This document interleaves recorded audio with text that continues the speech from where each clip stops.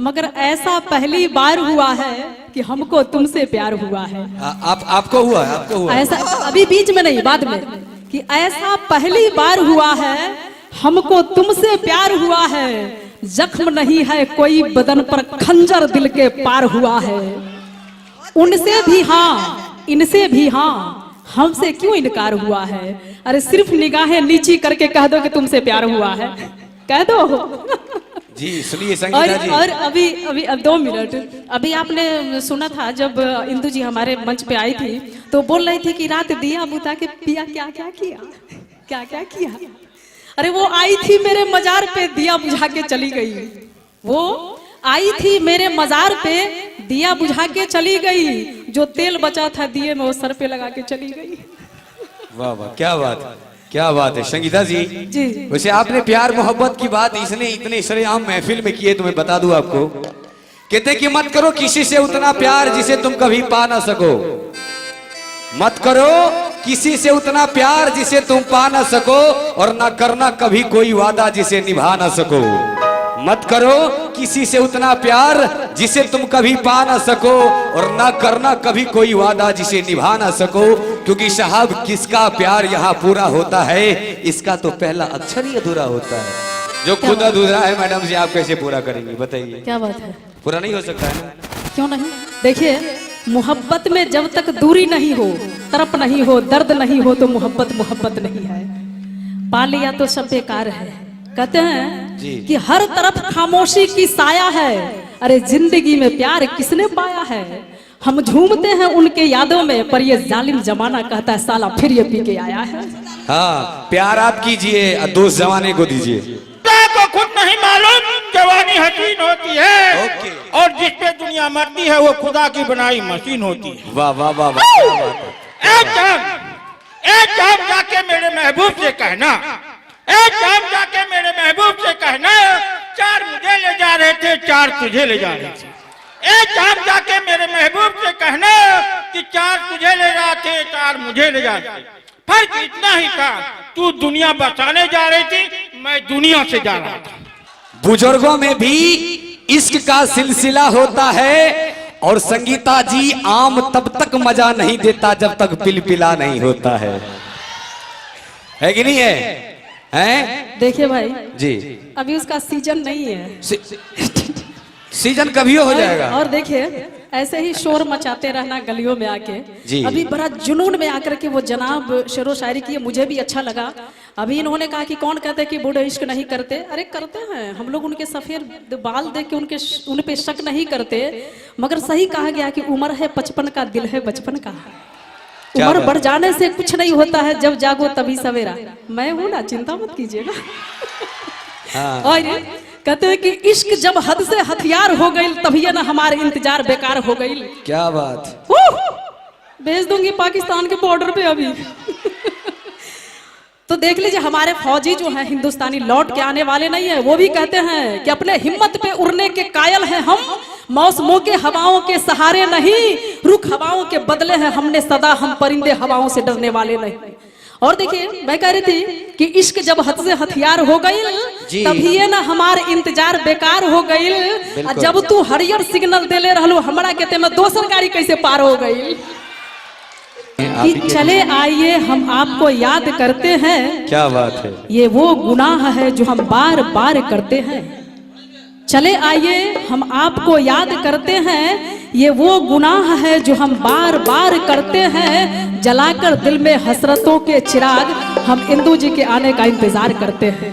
जी बिल्कुल, लेकिन मैं कहना चाहूंगा कि जुदा तमाम गायकों में नाम है इनका, जुदा तमाम गायिकाओं में नाम है इनका, और कलामे दौर में मशहूर आम है इनका।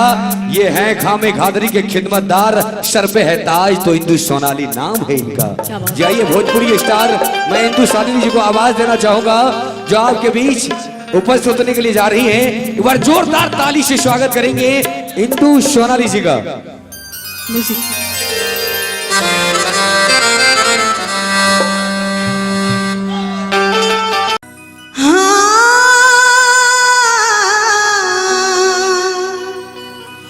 मन कर सिलावट पे लोढ़ा से कुछ दी जवानी रजा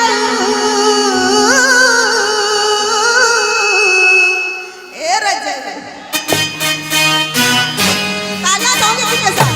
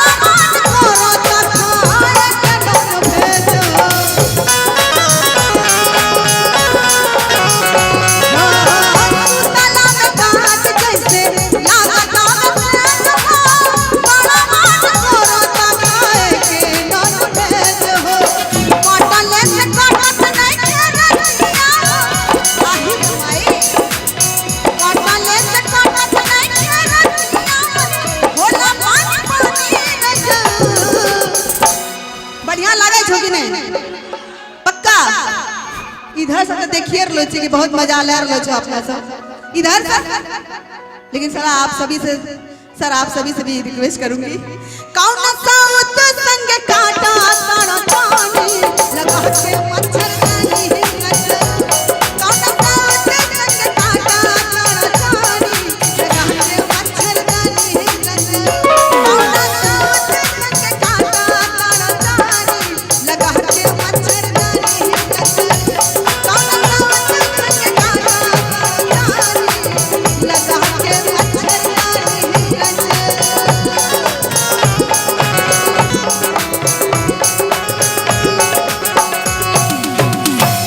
बोल सियावर रामचंद्र की, राधे कृष्ण की।